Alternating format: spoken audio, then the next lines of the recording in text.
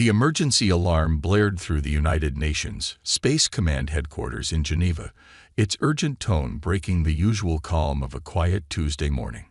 Inside the communications center, Officer Tom Reed's coffee cup stopped halfway to his mouth as the emergency transmission light began flashing on his console. "Sir," he called out, his fingers flying across the holographic display, "we're receiving a Priority 1 transmission from the Stellar Coalition." General Mark Wilson strode quickly to the communications station, his weathered face showing concern. In his 30 years of service, he had never seen a Priority 1 message from the Coalition. The advanced alien civilizations that made up the Coalition rarely asked Earth for anything, let alone emergency assistance. "Put it on the main screen," Wilson ordered, straightening his uniform. The massive display flickered to life, showing the image of High Commander Rel, the Coalition's supreme military leader. The alien's usually pristine appearance was disheveled, with clear signs of damage visible in the background of the transmission. "Earth Command," Rel's translator conveyed, the artificial voice carrying an unusual tone of desperation. "We require immediate assistance. Our worlds are falling, one by one, to an unknown enemy force. Our most advanced fleets have been defeated. Our defensive systems have failed. The transmission crackled with static. "We need help." General Wilson exchanged glances with his staff. Earth, being the newest and most technologically backward member of the Coalition, usually received little more than polite dismissal from their alien allies. This request was unprecedented. "High Commander," Wilson responded carefully, "can you provide more details about the threat?" The alien leader's image flickered as another explosion rocked their location. They came from the outer regions. Autonomous weapons, more advanced than anything we've encountered.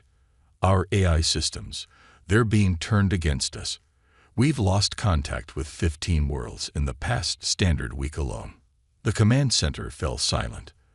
The Coalition spanned hundreds of worlds, their technology centuries ahead of Earth's. The idea of something defeating them seemed impossible. "Send help," Ral pleaded. "You're our last hope." The transmission cut off abruptly. Within an hour, the UN Security Council convened an emergency session. The massive chamber buzzed with urgent discussions as military leaders and politicians debated their response. Admiral Laura Hayes, commander of Earth's Space Forces, stood at the podium. "The Coalition has always viewed our technology as primitive," she stated firmly. "Our ships still use manual controls. Our weapons are considered outdated.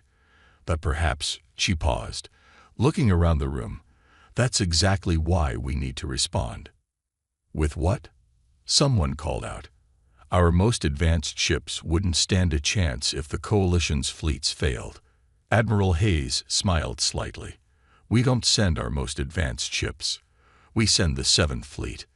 Murmurs of surprise filled the chamber. The 7th Fleet, nicknamed the Rust Buckets, was composed of older vessels that still used more traditional technology. While well-maintained, they were considered obsolete by modern standards, let alone by Coalition measures. "The 7th Fleet is commanded by James Stone," Hayes continued.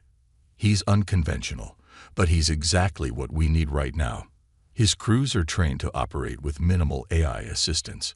They can fight even with systems down. They're creative, adaptable, and most importantly, unpredictable." The Security Council erupted in heated debate.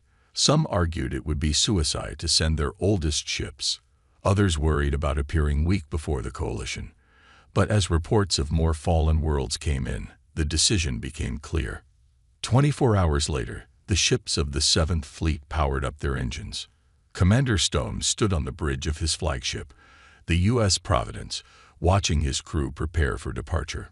The 30-year-old carrier might look primitive compared to Coalition vessels, but Stone knew appearances could be deceiving. "All ships report ready, sir," his executive officer reported. Stone nodded, his expression determined. "Send to all ships. Operation Salvation is go. Jump when ready." He looked at the stars through the bridge viewport. "Let's show the galaxy what humanity's weakest fleet can do." One by one, the ships of the Seventh Fleet disappeared into hyperspace, heading toward what would become humanity's greatest challenge, and perhaps their finest hour. The U.S. Providence emerged from hyperspace at the edge of Coalition space, followed by the rest of the Seventh Fleet. From his command chair, Commander Stone watched as 28 ships of various sizes appeared behind his flagship. To anyone else, they might have looked like museum pieces compared to modern vessels. "Status report," Stone ordered, his eyes scanning the tactical display. "All ships present and accounted for, sir," replied Lieutenant Mike Rogers from his station, "though the Baker is reporting some trouble with their jump drive cooling system." Stone nodded, unsurprised. The Baker was one of their oldest destroyers, but her crew knew how to keep her running. That's what made the Seventh Fleet special. They didn't rely on computers to solve every problem. "Coalition ships approaching, sir," announced the radar officer. 3 vessels, looks like their latest model." The massive alien ships that appeared on their screens gleamed like jewels in space. Their smooth, organic designs made Earth's vessels look like building blocks in comparison. The largest Coalition ship opened a communication channel. "This is Fleet Master Dax of the Coalition Defense Force." The translated voice came through with a hint of disappointment. "These are all the ships you brought." Stone straightened in his chair. "This is Commander Stone of the Earth 7th Fleet. We're here to help." A pause followed. "Commander, perhaps there has been a mistake. Our scans show your vessels are using nuclear fusion drives, projectile weapons, physical armor plating." The alien's tone carried clear disbelief. "That's correct," Stone replied calmly. "We brought our most reliable ships." "Reliable?" Another voice cut in. A different Coalition officer, sounding almost angry. "Your most advanced ship is using technology we abandoned centuries ago. How do you expect to fight an enemy that defeated our quantum phase battleships?" Stone's executive officer, Commander Bill Turner, leaned closer to him. "They're not impressed, sir." "They don't need to be impressed," Stone replied quietly. "They just need us to work." He turned back to the communication. "Fleet Master, with respect, you called Earth for help. We came. Now we need a full tactical briefing on what we're facing." The Coalition ships led them to their forward command base, a massive space station that had clearly seen better days. Parts of it were damaged, and repair drones buzzed around its surface like bees around a hive. In the station's briefing room, the Coalition officers displayed holographic images of their defeats. Stone and his senior staff watched carefully as advanced alien ships were torn apart by swarms of autonomous drones that seemed to predict their every move. "The enemy adapts to our tactics instantly," Fleet Master Dax explained. "They hack our AI systems, turn our automated defenses against us. We've lost thousands of ships." Stone studied the footage, noting how the enemy drones moved in perfect mathematical patterns. "And your ships are fully automated." "Of course," Dax replied.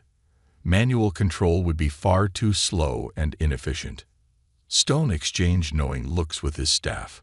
"Request permission to demonstrate something," he said, standing up. He took out an old coin from his pocket. "This is a simple Earth coin. I'm going to flip it. Try to predict which side it will land on." The Coalition officers watched, puzzled, as Stone flipped the coin several times.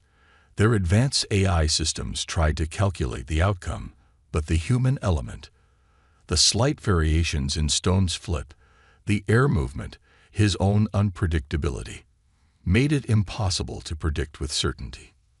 "That's why you need us," Stone explained. "Your ships are too perfect, too predictable. The enemy can calculate every move, because everything is based on pure logic.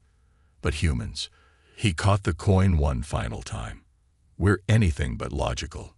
The Coalition officers looked skeptical, but their desperation won out.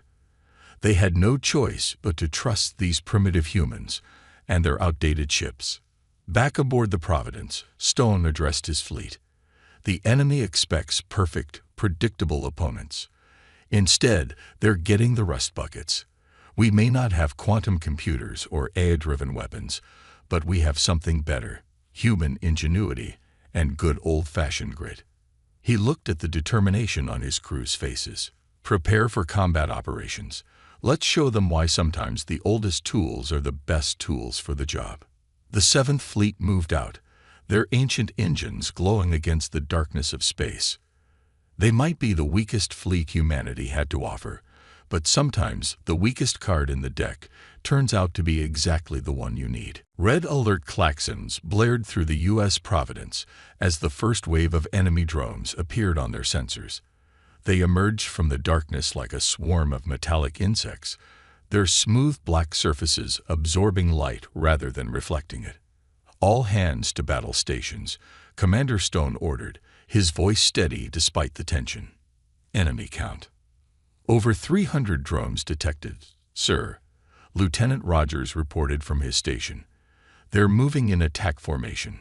Stone watched the tactical display as the coalition ships next to them powered up their advanced weapon systems. The alien vessels glowed with energy, their quantum cannons preparing to fire. "Sir," the communications officer called out, "Fleet Master Dax is ordering us to fall back behind their defensive line." Stone shook his head. "Negative. All ships, maintain position. Let's see what we're dealing with first." The enemy drones struck with frightening speed. They flew straight at the coalition ships, seemingly ignorant of the primitive Earth vessels. The coalition's advanced weapons opened fire, filling space with brilliant beams of energy. But something strange happened. The drones moved in perfect synchronization, dodging every shot as if they knew exactly where the beams would go. Within minutes, they had breached the coalition ship's defenses. "Coalition vessels are reporting system failures," Turner announced. "Their AI networks are being hacked." Stone leaned forward in his chair. "Now we see why they needed us. All ships, prepare for combat. Manual targeting only. No automated systems." The Providence shuddered as her old engines pushed her forward. Around her, the rest of the Seventh Fleet moved into action. Their movements weren't graceful like the coalition ships. They were rough, unpredictable, human. "Enemy drones approaching our fleet," Rogers reported. They're slowing down." Stone smiled. "They can't predict us. Fire at will." The space around them erupted in explosions as Earth's primitive weapons engaged the enemy. While coalition energy weapons could be calculated and dodged, there was no predicting the slight variations in each human gunner's timing, no perfect mathematical formula to avoid solid projectiles fired by human hands. "Multiple drone hits confirmed," Turner called out. "They're adapting their formation." "Wait, something's wrong." The tactical display showed the drones attempting to hack into Earth's ships, but their old systems proved surprisingly resistant. Without complex AI networks to corrupt, the drones found themselves facing an enemy they couldn't easily defeat. "Sir," Rogers shouted, "the Baker is taking heavy fire." Stone watched as the old destroyer spun through space, her engines trailing smoke. But instead of retreating, her crew did something no eye would have considered. They deliberately vented their fuel tanks, creating a cloud of particles in space. "Baker reports ready, sir," Turner said, understanding dawning on his face. "All ships, target that fuel cloud." Stone ordered. "Fire."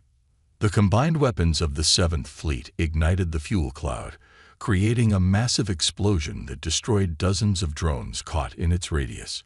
It wasn't an elegant solution, but it was effectively human. Coalition ships are regaining control of their systems. Communications reported. "Fleet Master Dax is requesting to speak with you, sir." The alien commander's image appeared on screen. "Commander Stone, your tactics are unusual." "Sometimes unusual is exactly what you need," Stone replied. "The enemy relies on predicting perfect, logical responses. But humans, we're anything but perfect." As if to prove his point, one of Earth's ships executed a maneuver that made the coalition officers visibly wince, scraping against a disabled drone to use it as impromptu shield against enemy fire. It wasn't pretty, but it worked. "We've destroyed 30% of the enemy force," Turner reported. "The rest are retreating." Stone nodded grimly. "Let them run. They'll be back, and next time they'll try to adapt to our tactics. But that's the beauty of human unpredictability. Even we don't know what we'll do next." The coalition ships moved alongside the 7th Fleet, their crews watching with new respect as the primitive Earth vessels regrouped. The enemy had finally met something they couldn't predict: human ingenuity and the controlled chaos of manual combat. "All ships, begin damage assessment," Stone ordered, "and get me a full analysis of the enemy's attack patterns. They may not be able to hack our old systems, but they're learning. We need to be ready for round 2. The battle was over, but Stone knew this was just the beginning. The real test would be staying unpredictable enough to keep their advantage. Fortunately, being unpredictable was something humans did very, very well. In the makeshift war room aboard the U.S. Providence, Commander Stone stood surrounded by paper maps and handwritten notes, a sight that made the coalition officers deeply uncomfortable. They had offered their advanced holographic systems, but Stone preferred these ancient methods. "The enemy adapts to digital plans instantly," he explained, pointing to a hand-drawn diagram. "So we do it the old way." Lieutenant Rogers burst into the room, clutching a printed report. "Sir, we've decoded part of the drone's communication patterns. You need to see this." The report revealed something fascinating. The enemy drones operated on quantum prediction algorithms, calculating billions of possible outcomes per second. Against modern ships with AI systems, they were nearly invincible. But against humans manually operating older technology, their predictions became increasingly unreliable. "Look at this," Stone said, spreading out combat footage photos. "Every time we do something completely illogical, they hesitate. The Baker's fuel cloud trick, the Wilson's backwards retreat, the Thomas's fake engine failure. These aren't standard tactics, they're human creativity at work." Commander Turner nodded. "Our crews are making decisions based on gut feelings and experience. No algorithm can predict that."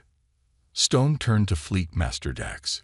"We need to implement Operation Thunderstorm, but we'll need your help." "What is Thunderstorm?" Dax asked cautiously. Stone smiled. "We're going to show you why sometimes older is better." "Lieutenant, bring out the box."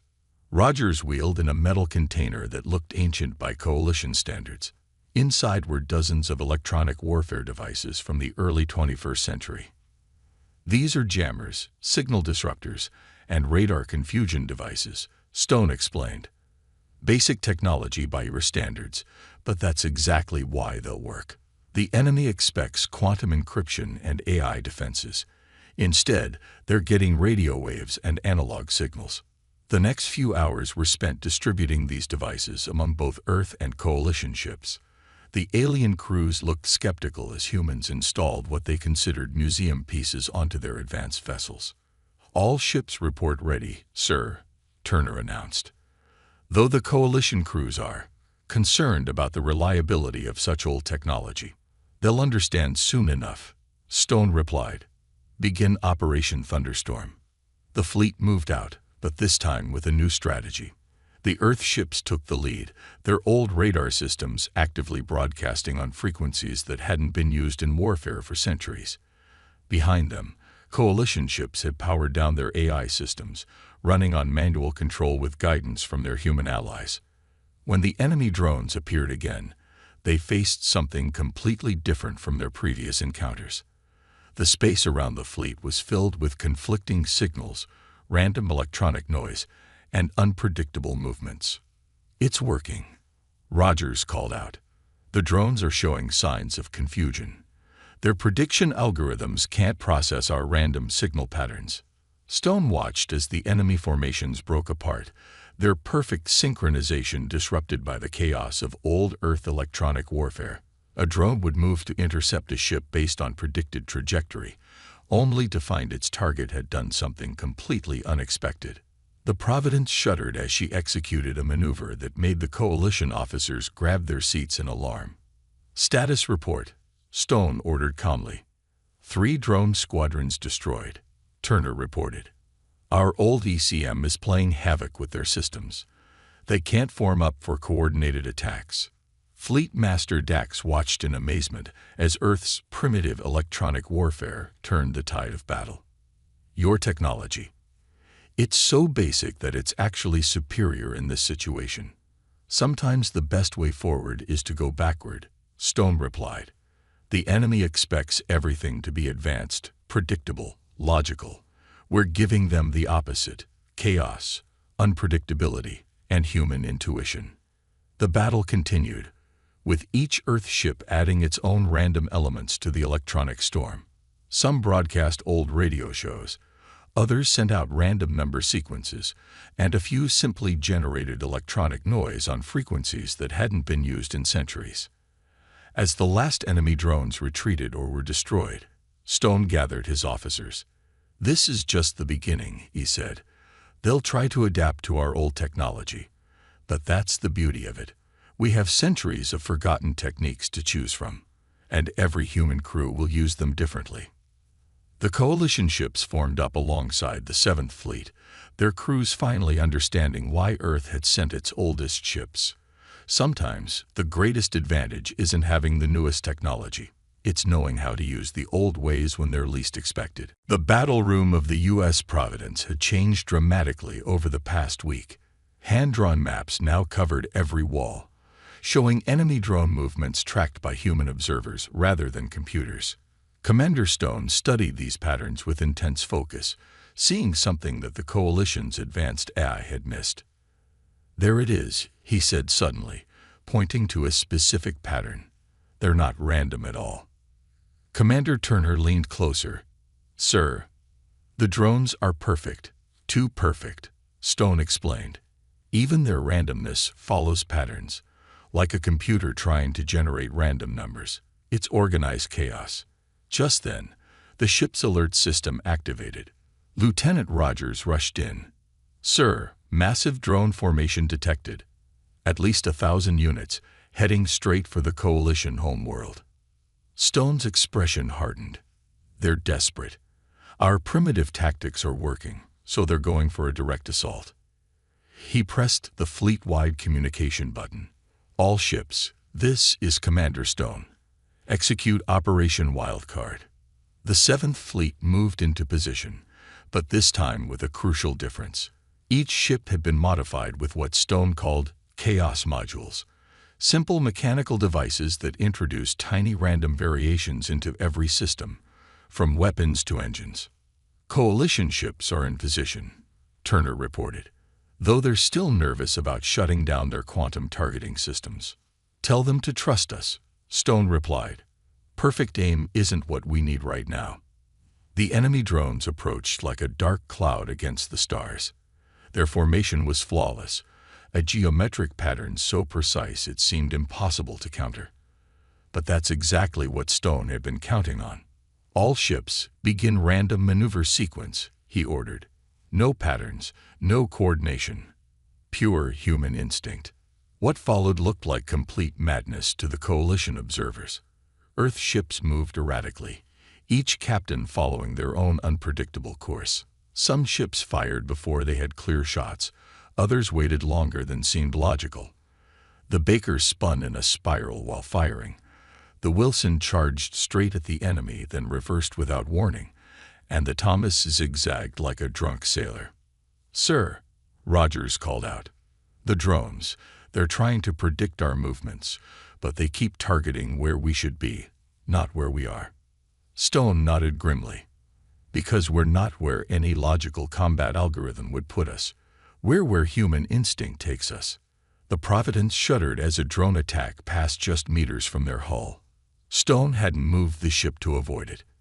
He'd moved because he had a gut feeling, something no computer could replicate. Coalition ships report their manual targeting is working better than their AI systems ever did, Turner announced, surprise evident in his voice. "Of course it is," Stone replied. "Their gunners are learning to trust their instincts instead of computers." The battle reached its peak as the drone swarm tried to adapt to the chaos. But every time they adjusted their algorithms, the human crews would do something completely unexpected. A coalition gunner would sneeze and fire early. An Earth captain would make a wrong turn and accidentally find a perfect attack position. "Enemy drones are breaking formation," Rogers shouted. "Their coordination is failing." Stone watched as the perfect geometric patterns of the drone swarm began to fall apart. Without predictable targets, their advanced algorithms became their weakness rather than their strength. "All ships, press the advantage," Stone ordered. "Show them what organized chaos really looks like." The combined fleet surged forward, each ship fighting in its own unique way. Coalition crews, inspired by their human allies, began introducing their own random elements into the battle. The result was devastating for the enemy drones, which couldn't adapt to so many different types of unpredictability at once. As the last drone squadrons retreated, Fleet Master Dax contacted the Providence.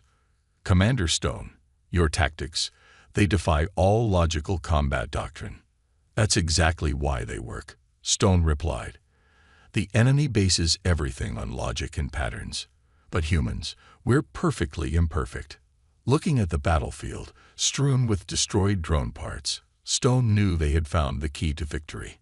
The enemy's greatest strength, their perfect, predictable nature, had become their greatest weakness when faced with human unpredictability. "All ships begin recovery operations," he ordered, "and maintain random movement patterns. The real battle is coming, and we need to stay unpredictable." The fleet moved to secure their victory, each ship following its own random course.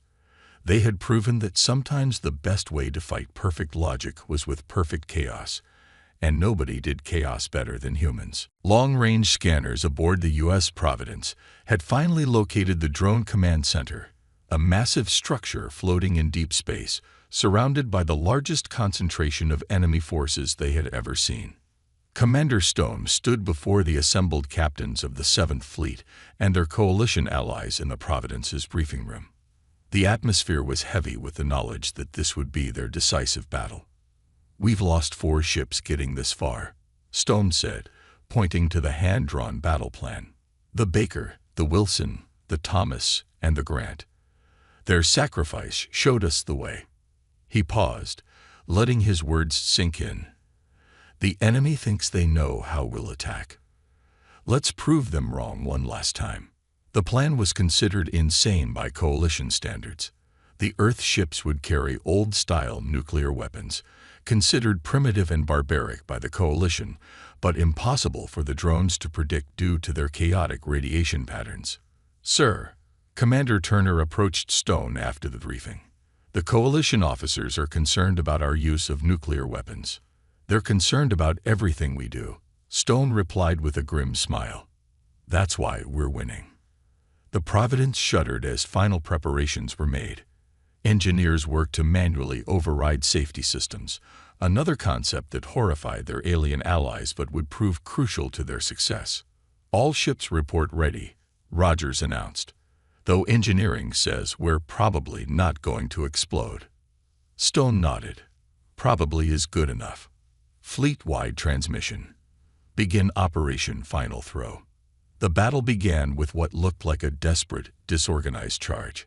Earth ships moved in seemingly random patterns, each following their captain's instincts rather than any coordinated plan. The coalition ships, having learned from their human allies, added their own elements of chaos to the attack. "Enemy drones responding," Turner called out. "They're trying to form their usual geometric patterns." "Perfect," Stone said. "Spring the trap." Suddenly, the apparently chaotic movements of the Earth ships revealed their true purpose. They had created gaps in specific places, gaps that made no logical sense, but which human intuition knew the drones would try to fill. "Now," Stone ordered. The Providence and 3 other ships manually detonated their external fuel tanks, creating a massive cloud of debris and radiation that confused the drone's sensors. Through this chaos, smaller Earth ships launched their nuclear weapons, not at the drones, but at seemingly empty space. Detonation in 3, 2, 1. The nuclear explosions created massive electromagnetic pulses, their radiation patterns completely random and unpredictable. The drone's quantum prediction algorithms failed catastrophically as they tried to process the chaos. Direct hit on their outer defenses. Rogers shouted over the noise of the Providence's straining engines. The command center's shields are fluctuating. The ship rocked violently as enemy fire found its mark. Warning lights flashed across every console, but the crew ignored them, focusing instead on their individual tasks with human determination. Main power failing, Turner reported. Switching to backup systems. Manual control only, Stone ordered. Just like we practiced.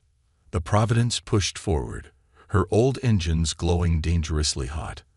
Around her, the remaining ships of the 7th Fleet followed, each creating their own unique pattern of chaos and destruction. "Sir," Rogers called out, "the command center. Its predictive systems are overloading. They can't handle the random radiation patterns." Stone gripped his chair as the ship executed a maneuver that violated several laws of safe space combat. "All ships, final attack run. Remember, no patterns, no logic, just human instinct." The coalition ships watched in amazement as the primitive Earth vessels drove straight toward the massive command center, each ship moving in ways that defied conventional combat doctrine. They fired their weapons with seemingly random timing, created unpredictable explosion patterns, and deliberately introduced chaos into every action. The enemy command center's defenses, designed to counter logical attacks, failed completely against this storm of human unpredictability.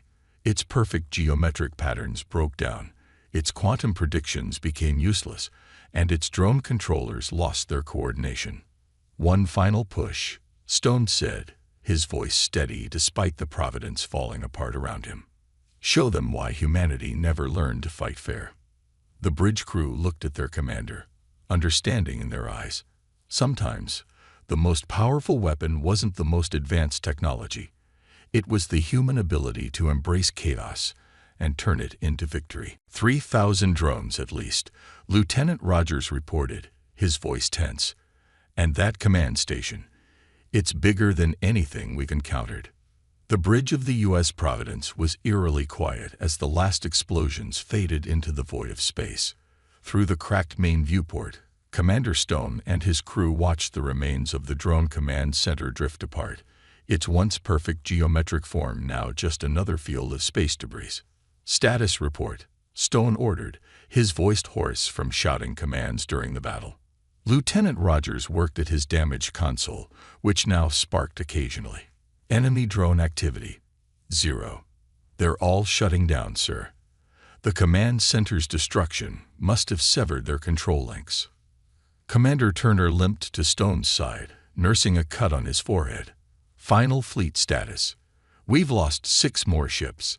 The coalition reports moderate losses. But sir," he managed a smile, "we did it." Stone nodded silently, remembering the crews who had given their lives to achieve this victory. The 7th Fleet, Earth's weakest force, had accomplished what the most advanced ships in the galaxy could not. "Incoming transmission," Rogers announced. "It's Fleet Master Dax and the Coalition High Command." The main screen flickered to life, showing not just Dax but the entire Coalition Leadership Council. Their normally perfect appearances were disheveled, but their expressions showed something new: respect. "Commander Stone," the High Commander spoke, "the Coalition owes humanity a debt we can never repay. Your unconventional methods have saved our civilization." Stone straightened in his chair, despite his exhaustion. "We just did what humans do best, adapted and overcame." "That is precisely why we must acknowledge our error," another council member added. "We dismissed Earth as primitive because you still used manual controls, because your technology wasn't fully automated, because you relied on human instinct instead of artificial intelligence." "We were wrong," Dax said simply. "What we saw as weakness was actually strength. The very things we abandoned. Human unpredictability, mechanical simplicity, The chaos of manual control were exactly what we needed. The Providence's damage control teams worked in the background as the Council continued. They didn't use repair bots or automated systems, just humans with tools and determination, fixing things the old-fashioned way. The Coalition hereby extends a formal request, the High Commander announced. We wish to establish a permanent Earth military presence in Coalition space, not with your most advanced ships, but with more vessels like your 7th Fleet. And more importantly, we'd request human instructors to teach our crews the art of unconventional warfare. Stone looked around his bridge, at the paper charts still pinned to walls, at the manually operated stations, at his crew who had achieved victory through skill and instinct rather than automated perfection. We would be honored, he replied. Weeks later, the surviving ships of the 7th Fleet approached Earth. Their hulls were scared, their systems were held together with makeshift repairs, but they had done what no one thought possible. As they entered orbit, they received a surprise transmission. Ships from every Coalition species had arrived to escort them home. Not their advanced vessels, but older models pulled from storage and retrofitted with manual controls. Look at that, Turner said, pointing to the fleet of Coalition ships attempting to fly in deliberately imperfect formations. They're trying to be unpredictable. Stone smiled. They're learning. Sometimes the best way forward is to take a step back. The next day, in a ceremony at UN Space Command Headquarters, the 7th Fleet's accomplishment was officially recorded in history. But more importantly, a new doctrine was established. The importance of maintaining both advanced and primitive capabilities, of never becoming so reliant on perfection that you forget the value of human chaos. As Stone stood at the podium, he saw Coalition officers sitting among the Earth delegates, many of them now wearing outdated mechanical watches instead of their usual quantum timepieces. The enemy failed, he told the assembled crowd, not because we were stronger or more advanced, but because we remembered something they had forgotten. That imperfection can be strength, that chaos can defeat order, and that the human element, no matter how primitive it may seem, should never be underestimated. The 7th Fleet would no longer be called the Rust Buckets. They had earned a new nickname among the Coalition species, the Chaos Bringers. And in the years that followed, every Coalition battle fleet would include at least one old, manually operated ship with a human crew, a permanent reminder that sometimes the oldest solutions are the best ones, and that humanity's greatest strength lies not in perfection, but in their perfect imperfection.